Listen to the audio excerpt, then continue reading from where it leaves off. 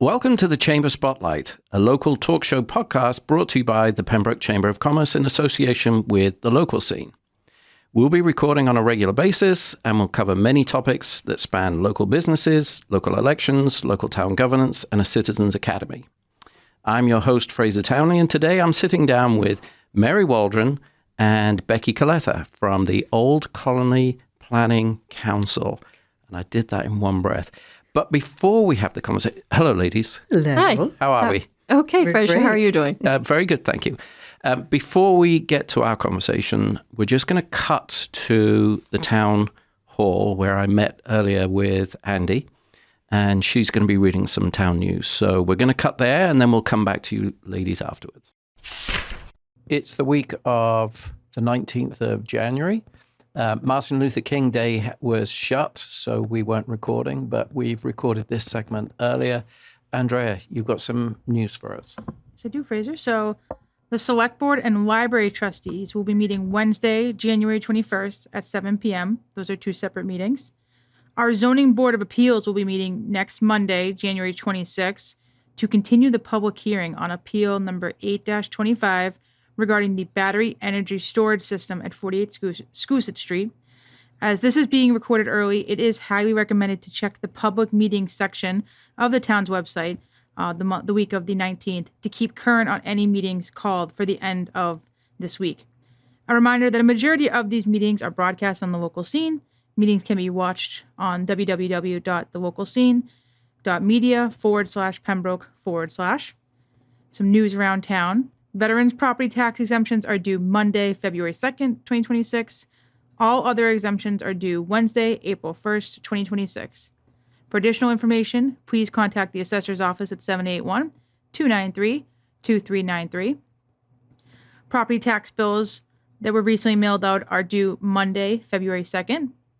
Trash bills that were also recently mailed out for those that pay their bills for 6 months at a time are due Monday, February 2nd. The Senior Center has launched their Cafe Wednesday meetup. Join our Council on Aging Wednesdays from 9 to 10:30 for coffee, pastry, and conversation. Costs are $3. The Pembroke Recreation has launched Toddler Time every Monday from 9 to 11 a.m.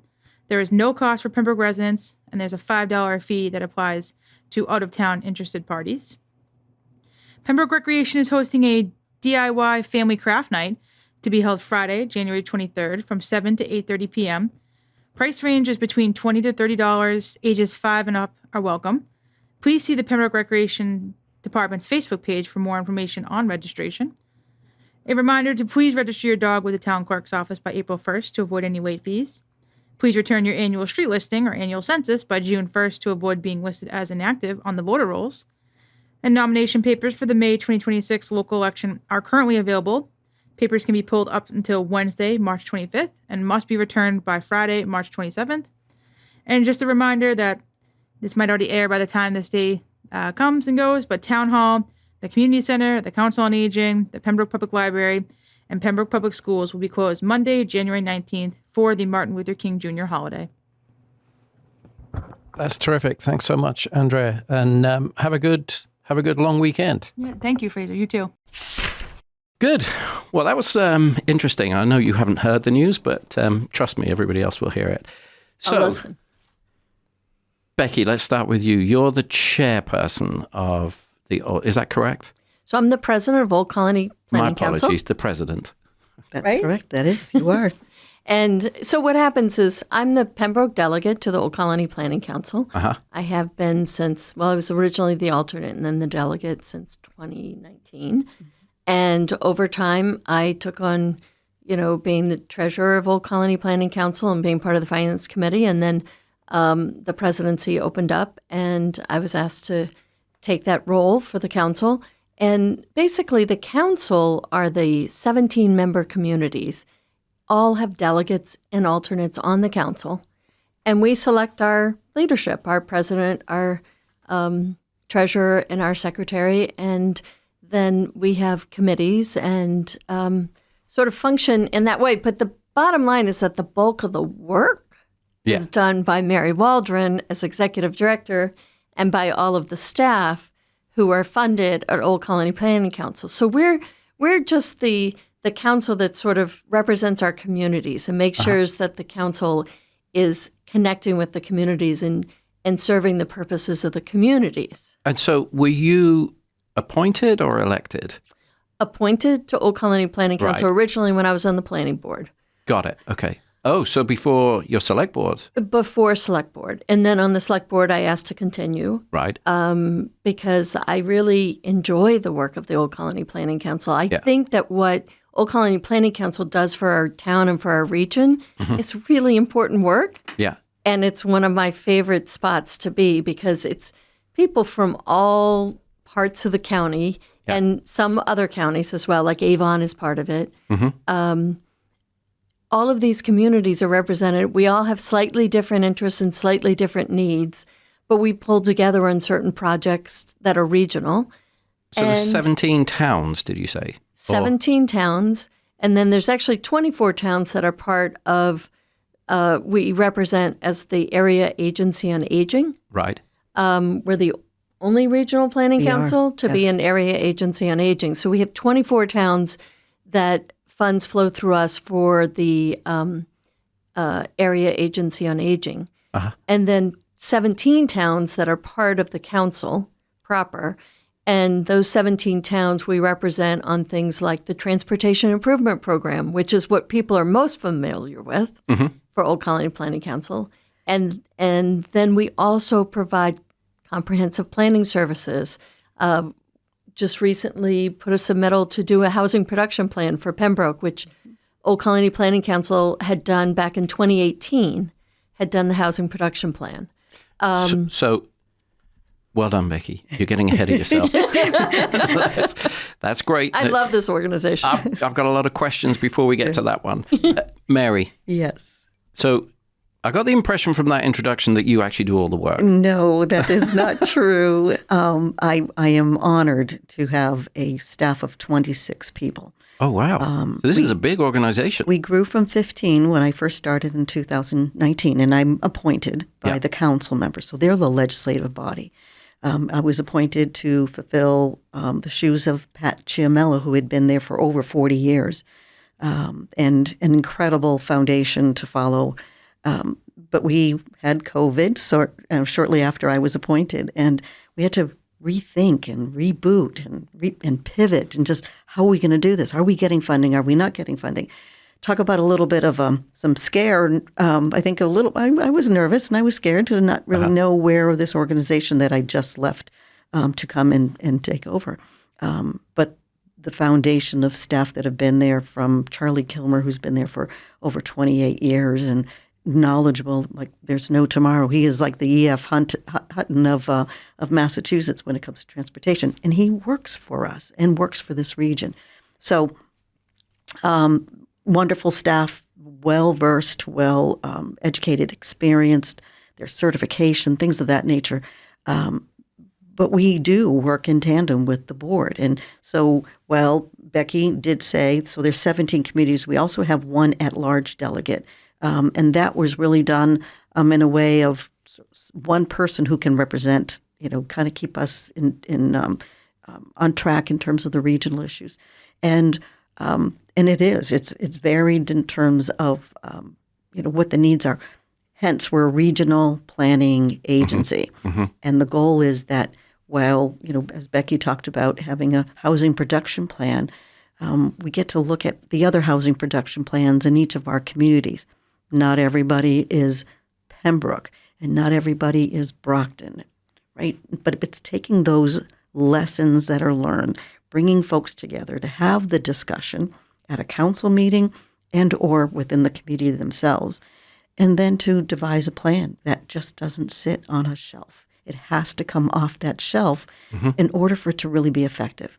So that, in a nutshell, is sort of the question about the staff, as well as we as an organization, from master plans and hazard mitigation plans and municipal vulnerability plans and green communities. And Pembroke is a green communities. And I know. So I know it's we're getting into the weeds, and yes. we don't even know where the forest or the water is. Very good point. So 26 members of staff, 17 communities. does each community have a representative? Yes. Okay. And a vote. And you're not representing Pembroke, isn't that No, Alicia? I represent Pembroke. Okay. Alicia is the alternate. Oh, okay. Although I will say that I think Pembroke has an alternate and a delegate who are both very involved in the organization. Sure. So Alicia has taken a real interest in the economic development piece of what Old Colony Planning Council does, and she's now the vice chair of the Economic Development Committee. So Pembroke is very well Yes. represented Yes. on the board. Yes. Yes, but we need to do more. Yeah. Okay. So of the 26 people, they're not the delegates. No, No. they're staff. Let me. Right. Yeah, right. Exactly. So this is a big organization. It is. Okay. Yes. And I think one thing to pull back, we are one of 13 regional planning agencies in the Commonwealth of Massachusetts. Okay. One of 13. Okay. We are probably, so we have the 17 communities. There's probably about 4 communities that have 13 or 15 communities. There are some regional planning agencies that have 27, 28, and then 46 communities. And then the biggest one is the Metropolitan Area Planning Commission, and they have 101 communities. Wow. People refer to that as MAPC. Right. And MAPC covers Boston. And Pembroke used to be part of both MAPC and OCPC. And at some point, we sort of put our eggs in the OCPC basket because when it comes to things like transportation, you have an easier time accessing staff and Resources. because you're only one of 17 instead of competing with a much larger group for that money. So breaking it down, what is the So we've got different names, but what is the function? Function is to provide resources and experience to our communities in the area of planning. Right. And that planning is a very general It's in term. the title, the planning. It council, is, but- correct. But it breaks down into transportation planning, master Right. planning, economic development, resiliency, and also the elder care. So are you a state function? We are quasi-public. So we right. pay into the state retirement system. So we're considered technically state employees. One can find, we're a public entity, so you can find our salaries and things of that nature on a public website. But we get our resources from grant writing, and we get our resources for each of those 17 communities. They pay an assessment to Old Colony Planning Council. But it's when you say that, people are like, oh, we're funding Old Colony Planning Council. they're not. The assessment funds, what, $180? $160,000 a year for our 26 staff members. And so we have, our budget, our operating budget is 2.8? It's, just Somewhere like- around there. And so our operating budget is mostly funded by grants and programming. Yeah. And the assessment is really just a sort of basic number that goes way back in time. Mary's taking notes. No, Really I doesn't know. reflect So- much. Our funding, and what Mary's talking about, the growth from 15 employees to 26 employees, a lot of that was because Old Colony Planning Council grew a lot of what it's doing for our communities. So, municipal vulnerability plans became more important in the last 6 years. But also, Mary brought on somebody who was very experienced in economic development. Right. And that was an area we hadn't done as much on. And he has brought in, like, for example, he helped pull together the money from state and federal sources to fund a regional water study in our region Right. that covers all of our communities, that pulls together, it was $1 million, hired CDM Smith to come in. All of the communities had the ability to have representation on the Water Planning Committee, the task force. And over the course of a year, 2 years. 2 years, we pulled together all of this information about what people thought about the availability of water for growth, how water usage was going to grow, how, they looked at, okay, well, even if the number of people grow, if the number of people using water-saving equipment grows, appliances grows, that actually kind of offsets a little bit. So in a very scientific, quantitative way, factored all of this into a water report that is now available on the Old Colony Planning Council website. Mm-hmm. And, it's funny because... So that was an Old Colony initiative, Initiative.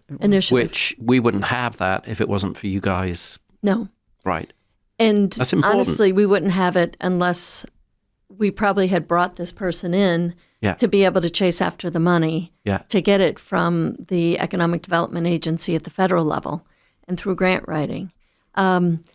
What was interesting is when we did our own master plan and I was looking at it, I realized that one of the early recommendations was that there be a water plan analysis done. And the people we had hired to do our master plan weren't aware that Old Colony was doing the regional water study. It seems a little bit of a waste of resource, actually. Yes, I was I made sure to bring it up. And so... No banging the table. Oh, sorry. I understand you're passionate. And I would be too. But so these kind of opportunities, the other thing that Mary did as part of expanding what our capabilities are is that she brought in a grants writer. Right. A grants specialist. Right. And, maybe Mary wants to tell you a little bit about that because that's another support to our communities. It's not trying to replace what our communities do. Like the regional water plan is unique in that it's a real regional look at water because water crosses town lines. Absolutely. And that makes total sense to me. If you silo things, then you miss out on so much. You've got to know what your neighbors are doing. And that's why I think this is important. Before you let me just ask you, how old is this? It's an old colony. How old is the... We were established by an act of legislature. Give me 1 second, 60 years old in 2027. So it's not a new... No, we're not talking about 5-10 years. No. Right. We've been around. We probably have been around maybe not as long as counties, but again, it's a different structure. County government elects county commissioners. This is not elected. We are in many ways like the consultant to the region.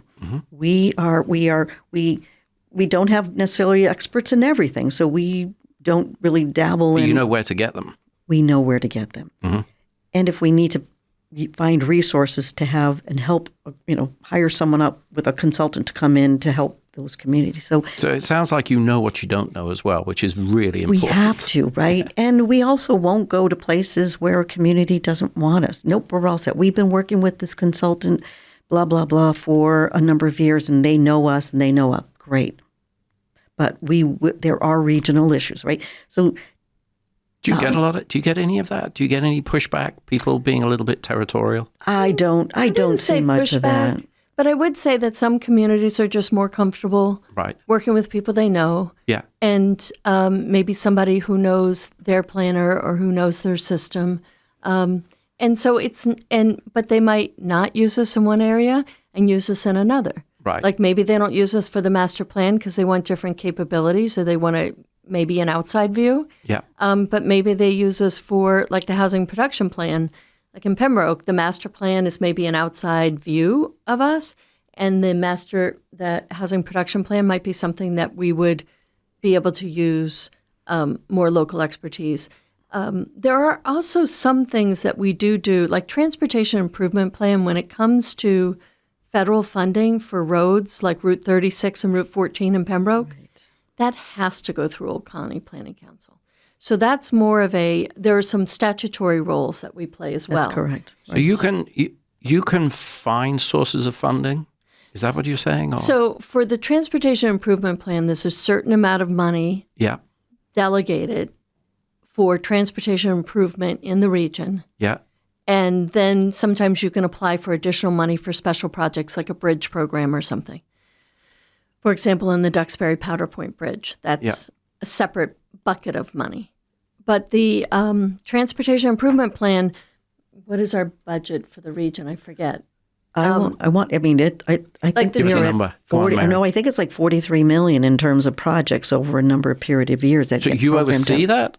Yeah. You are the purse holder? Well, no. Oh. We are the project facilitator of when those projects get to be funded. So you're aware of the size of the purse and who's got the money and you can advise? Is that... So there are two entities that are sub-entities. We have a joint transportation committee and a metropolitan planning organization that are both required by federal law. Okay. And we work with Mass DOT, sits on those committees with us, with our people, and with delegates representing our region. Yeah.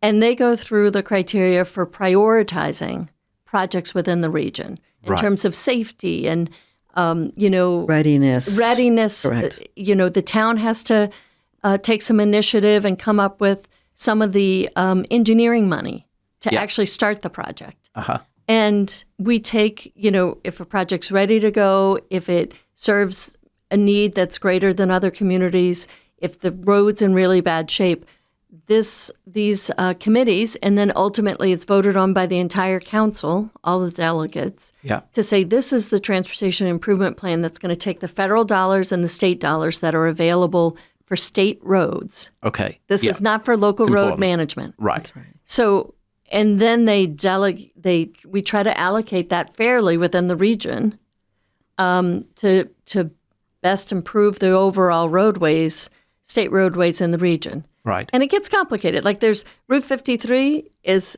state managed. Mm-hmm.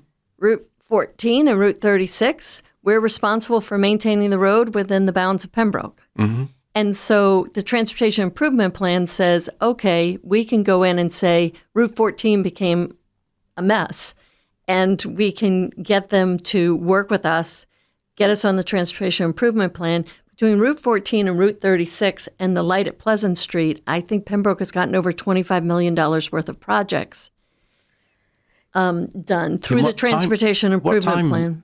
Period is that? I want to say in the that last started 10 around years or since 2018, maybe. Yeah. Wow. And, congratulations. And that is, right, so what Becky discussed is he planned, and that's what we do. We manage that plan. We don't do the actual construction. We really don't get into the hiring of who gets hired to be the contractor. Mm-hmm. That's DOT. But what we have to do, and what we're doing is helping the federal government by way of helping the state to help manage the projects that are within our region. Mm-hmm. And that requires a lot of due diligence, requires a lot of paperwork, it requires a lot of data entry online. We hold meetings, monthly meetings internally with our state partners, Mass DOT, just so we stay on track with them. We have conversations with our communities when they run into issues saying, well, I don't understand why this has not been done. So we will communicate. We're probably good communicators, conveners to move the whatever barriers it might be to the next level. And that means either finding other resources to help get that 25% design level and or to be the person to say, this is not your year. Let's work with you to get you onto the transportation improvement program next year. Mm-hmm. That must be a tough conversation. It can be. Yeah. It can be, but in the end results, and that's a whole nother discussion, we're having internal discussions. How do we improve that process? Mm-hmm. How do we put data into that process? How do we put, checklists so we can help our communities? I would tell you, there are communities we met with 2 years ago that never had a transportation improvement program on that list. They now do, and they're in queue. It just affords the community an alternative way of dealing with the transportation issues within their community. Sometimes it's Chapter 90, sometimes it's Transportation Improvement Program, sometimes it's applying for a grant that is funded by a nonprofit organization. Mm-hmm. We have to put it all on the table, and we have to have that discussion. Sure. And what the other issue, and I wouldn't say issue, I think the other part is that helping a community, everybody's strapped. You have communities that... And it's not getting easier. It's not getting easier to run a community, to have staff and multitask. You have a DPW person who also has to be the Green Communities Coordinator, who also has to attend a meeting for something else. That's a lot, and we recognize that, and we want to be able to, again, go to where we're wanted. And if you need us to sit on a meeting, we figure out a way. There's some things that come under our existing grant funding, and there's sometimes saying, well, we don't have the funding to do that, but let's work together on applying for a one-stop grant from the state. Yeah. We need some funding. This is how the process. put a little bit of some funding in for us to help you administer it. Let's get you started. And then we back away and say, there you go.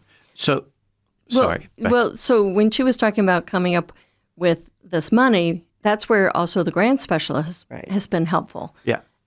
He did a program saying, okay, I remember when there was a big culvert program right around the time that Paul Umano came on board with us, and he did some informational programs to say, okay, this is how you qualify for the culvert program, because there was a decision made at the state level that culverts were a problem and they needed a special pot of money.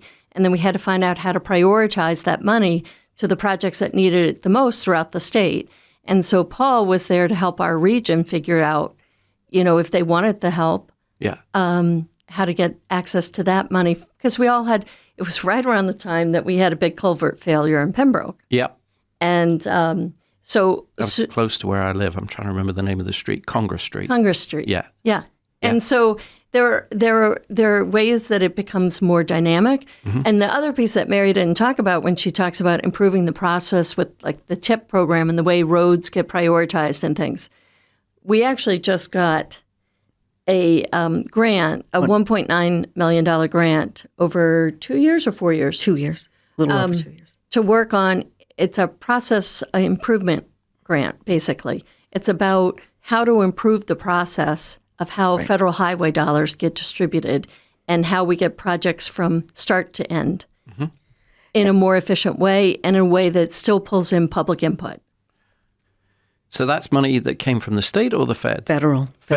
We applied 2 years ago and we just received it. Okay, but in those 2 years, we've had a changed administration that's looked at cutting costs. Yes. So how is that going to impact? Well, that's a great question, because beginning of the year when the executive orders were flying, and we were navigating, 70%, close to 70% of our funding comes from federal government. Right. So there must be concerns. There were, but working side by side with Becky and the communication, we had a discussion, and we talked to the council members and staff internally, saying, "How do you want us to update this?" Because we're monitoring. Things were changing. We'd go to bed at nighttime, it'd be one thing, and in the morning there's another thing. We were not counting on this one. We were awarded last year. Before the new administration. And it's a very rare thing to get this award. We were one of 16 across the country to get this across award. The country? Yep. Across the country. Two in Massachusetts or OP? Across the country. So OC. Old Colony Planning Council received the grant funding. There was another organization that received another grant like we did. But the two of us in Massachusetts were 2 of 16 across the country. Wow. Congratulations. That congratulation goes to Paul and to Charlie from my office. They put the grant together. And so when that happened, I actually did. I said, we need to call a meeting with everybody and let's talk about this. And here's my mindset and what do we do? And we're going to be constantly monitoring it at that point too, because it was federal funds that were involved in that water study that Becky referenced. And I basically said, whoa, let's hold on. We did a hiatus on any work because what we do is we expend the money and then we get reimbursed. And I did not want this organization to be on the hook for, $90,000. And so just explain that to me, Mary. Yeah. So you spend the money before you get it. That's correct. And then you... Well, we've already gotten the award of it. And a contract. Right. Okay. We have a contract. So where does the cash flow come from in order to cash flow? It is a cash flow. We have must have reserves. We do. Good. We do. Okay. And one of the things we did this year was we had our our bookkeeper go through and come up with what are our reserves. Yeah. And if we had any programs cut and we had sort of stepped in front of our getting paid for work that we were authorized to do but not paid yet to do. Yeah. And we figured out that we had some running room, and we monitor that monthly. That's part of what the council does, is we're responsible for making sure that we don't end up behind the 8 ball. But what's exciting about this process improvement grant is that it got confirmed recently that it's going to go to contract and get started. And that's, to me, a very exciting thing because it says, okay, this is still a priority. Yeah. How much of your legal background has helped you? Oh, I don't know. It's helped me. There you go. I mean, I don't provide legal advice to the council. No, she does not. No, I understand that, but you have a legal brain. She does. So what we do And is your processes are on that legal. I mean, you read. I tend to be a You little more understand what's analytical than some people, which Right. drives some people crazy. But maybe my husband sometimes. But it's just the way my brain is, right? So to some extent, it's helpful, but it also is helpful in terms of saying, okay, what can go wrong, and how do we prepare ourselves, right? You've always asked the questions publicly that I'm thinking of asking. So you get there before I do. And she does that for the council as well. Yeah. Not only as a president, but I know for a fact that the questions that Becky raises at a meeting, whether it's a finance meeting, a personnel committee meeting, or the council itself, will raise questions that is on people's mind. And in many ways, I think a lot of folks don't welcome those questions. I do, because I've been on many boards, and if one person's thinking it or saying it, that means others are thinking it. So in the case Sometimes it just takes one person to have the right question. That's right. To start the ball rolling. But back to the question, that were raised in terms of the executive order. So yes, Becky's right in terms of that we have reserve, but because of this water grant, we also received funding from the state. So we already had that in our coffers. Okay. And then there was some, the South Shore Chamber provided funding as well. And I think it was like around $40,000. So that was already in our coffers. But we were getting close to the end. And it's having great communication with our fiscal team. Brenda Robeson, who's our finance manager, she's extraordinary. And again, think about when she first started, there weren't a whole lot of grants. There were grants, but we have quadrupled the number of grants coming in. And that's where, again, great communication between the finance team, great communications with the council members. Our books are always open. We're transparent. We made a really concerted effort to be transparent. You could walk into our office, or a council member could, or a legislator could come into our office. The books are open. Where are those offices? And we are located at 70 School Street in Brockton. Okay. Right across from Town Hall. So is Brockton one of the 17? It is. Yes. Okay. Is Brockton the largest city? It is. Okay. It is. And then next up would be Plymouth. So we have Plymouth and Brockton. Right. Kind of very different ideas of large towns or cities in our area. Very. And then we have, very small like Plimpton. And very rural like Plimpton. And so part of it is making sure that all of those communities have a voice. Yeah. And that we don't it's not a one-size-fits-all. If you're working with Lori Muncie, who heads up our comprehensive planning group, Lori's going to sit down and say, what does this community need? And it's not at all a one-size-fits-all approach. That's within your organization, Mary, but you're on the board and you are one of 17 representatives. Yes, but what happened? Brockton doesn't have more representatives, or No. Plymouth doesn't have. No. Okay. No. So it's actually kind of interesting that the bigger cities, they probably get a little more, like if you do a road safety audit. So one of the things we do all the time are road safety audits. Like we did one on Route 139 in Pembroke because of some of the accidents there. And so if you look at the road safety audits, if you look at some of our analyses of road safety in our region, Brockton is going to have more issues that need to be addressed. So they're probably going to get a little more of that money to fix those issues. But not disproportionately more because of their population size. That's correct. Right. That's right. It's going to be based upon things like road safety. Data and as well as communication with us. Yeah. And I think that's the piece that, as we were chatting earlier in terms of the representation to the council, we have a great, it's only until recently we did not have a delegate from Plimpton, but we now do. And but that didn't stop us from doing projects in Plimpton, because we would have conversation with the town manager. So in the case of Pembroke, that what we try to do on an annual basis is myself and the managers, we will go to each community and sit down with the town administrator, perhaps maybe a board of selectmen member, perhaps somebody else who, not only the delegates or alternates, but tell us what your needs are. Because what our needs in 2024 are not going to be the same needs in 2025. So one of the things, this podcast and the discussion about what needs are in a community we listen to, we subscribe to not only just print news, but we also follow things on social media. We follow context, the Chamber of Commerce and what the needs and discussions. And so we gather that, and we have a great communications team where it's shared. But then it's also, we have a newsletter that goes out twice a month. We're the only regional planning agency that does that within the state of Massachusetts. We feel because it's needed. And the things that we share are, hey, we're working on a grant, or there is a grant deadline coming up, or even some successes. We just became an regional age-friendly designation because we're working with communities about, I am now in that. I'm going to be turning 65 this year. But my point is that we need to be more accommodating to a growing population that is staying within this region.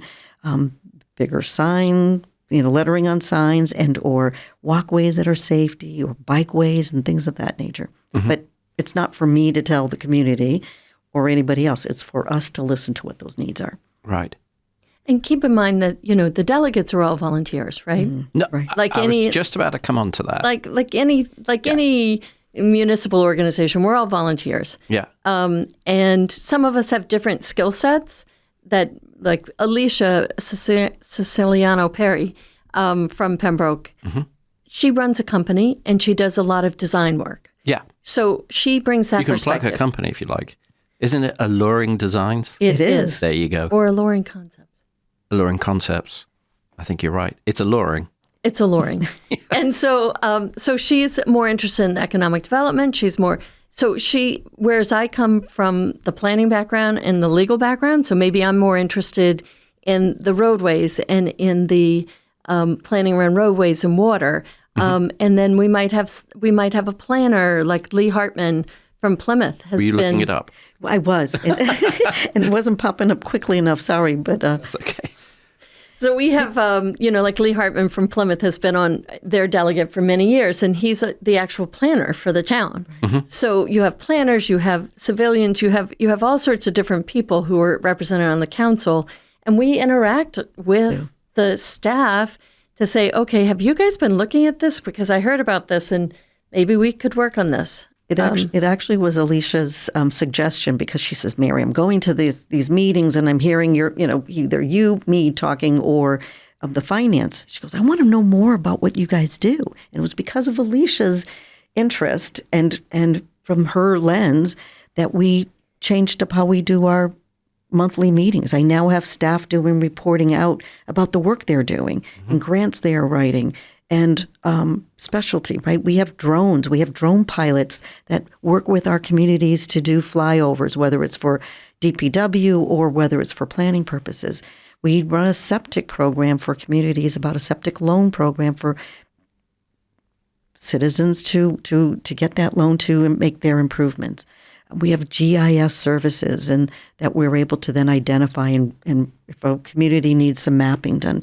Not every community. GIS. Geographic Information Systems. Okay, thank you. I know we are in this. My world is. I'm thinking about the people listening, not the people. That's right. No, I know. But we could talk in acronyms all day, and it's part of the issue. When you first come in as a delegate, you just sit there and have no idea what's going on. So we've actually also started a delegate orientation program, so that delegates, and once a year we sort of pull it together and look at what the organization is doing, what it might do for your community, to give people ideas and to pull in ideas about what the organization is and can do. So let me switch it up. Some personal questions. Becky, you have volunteered on various different, you select board, you were planning. You seem alive. Are you rewarded by your volunteering on the Old Colony? I am. You know what I really like in this day and age is that on Old Colony Planning Council... You don't mind me saying that, do you? No. I really feel like we are getting things done. So it's not about politics. It's not about... And I like that. The fact that there's a hopefulness to the idea that we can plan and make things happen, and plan and not face a disaster, and plan and bring money in. That is interesting to me. You seem And- stimulated and motivated. Yes. Which is great. Yeah. And Mary, I do you get paid. said you took no. But you said you hinted that you took a risk to come here or stop doing what you were doing to come here. Because and Was it a value? so back when I did, it's a great value. Right. There was incredible value. So a little bit about background where when I was going for my master's of public administration, I actually did my thesis on regionalism. Ah, okay. And it came full circle. And having worked in local government and worked with businesses and worked in education and workforce development, this organization and the work that I'm doing is so satisfactory. It is just so satisfactory because I do know that we don't rest our laurels on that win. We know that there's 2 more new grants that are coming that I can't talk about today, but I know that there's more coming, and it does mean more work because when the administration and more Nothing comes easy. no, but that's okay. Yeah. But that's that work ethic that I know I received from my parents, and hopefully I've shared it with my daughter. But that work ethic, and again, the same person that I'm sitting right next to has that same work ethic because it improves. It improves the quality of life for this region. Yeah. That is part of our mission. And rivers don't stop at borders, and nor do roads, and nor does air. And so, if we have a fiefdom and insular ourselves, then we're losing out. But again, right, it's working with our state legislators, and whether it's Kathy Lenatra or Senator Brady, we know them because they know that when I'm coming, they don't run the other way, but they know that I'm going to come asking because I'm asking on behalf of our communities. Yeah. And they have, all of them. They really have been wonderful. This crosses over party lines. And I don't always see that in other regions. Yeah. And there are party lines that differ in our council members, but that it really never ever comes up in the conversations because we're like Switzerland. We really need to be apolitical. We are data driven, and we have to work with our communities. We can't make this stuff up, and we can't force things onto our communities. You brought up workforce development. Just shamelessly, I'm going to plug that on the 25th of September, the Chamber will be hosting a forum called Workforce Development, but its focus will be VOTEC. Okay. And what we do, we've got Tom Hickey, Erin Obie, Bill Chenard, a couple of parents who are interested. Katrina Delaney will speak on behalf of the school committee. So we're going to lay it all out there for the residents of Pembroke to see. And so, yeah, I'm shamelessly quoting. So Please do. we are close to time. Well, I think we're over time, but I'm not going to stop this conversation because I'm enjoying it. Is there anything you wanted to share with the residents of Pembroke before we cut off? Are you going to leave here going, I wish I'd said that? Is there anything? I would. Projects my or- 2 cents. Well, there's always going to be projects, but Becky had talked about because she knows because we keep our council members informed about the things we're working on. But Shameless. our website is full of information. Okay. Old Colony, www.oldcolonyplanningcouncil.org. We encourage, and if I do not have you on our mail list, I'm going to include you on our mail list. I'm not even on the Chamber's mail list, so don't worry about it. But you should be because it's full of information. Yeah. Like even with the Chamber and sharing information, our staff can attend a meeting. And I know we have information. So our website is full of information, and that would be one. And that's the Old Colony planningcouncil.org. All So it's one word. planningcouncil.org. oldcolonyplanningcouncil.org. Okay. Yes. If we say it enough times, We people will. And on that website, Yeah. a couple things that people might want to really look at right now. Sure. Transportation Improvement Plan, always Yeah. an interesting read because it talks about transportation needs of the region, including each town. Not MBTA. Not MBTA. Right. This is nothing to do with roads. MBTA. This Right. has to do mostly with roads. Yeah. It will talk about Brockton area transit, BAT, and it'll talk about GATRA in terms of what kind of local transit we might get. Yeah. But it's really focused on road projects for the most part. And that's interesting to see who's getting what and why. And part of it is because those towns are taking the initiative to put new projects. Pembroke actually needs to get a new project in the pipeline. The other, and we've been talking to them about that. Pull that back, because we're talking to Pembroke residents. It needs to, or it hasn't got one and it should have one.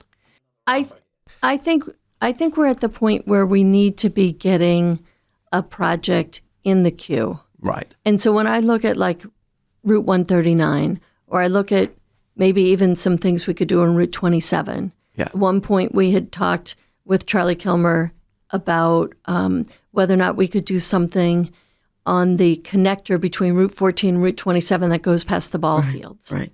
Mattakeesit there. So there are some projects that we could look at and try to.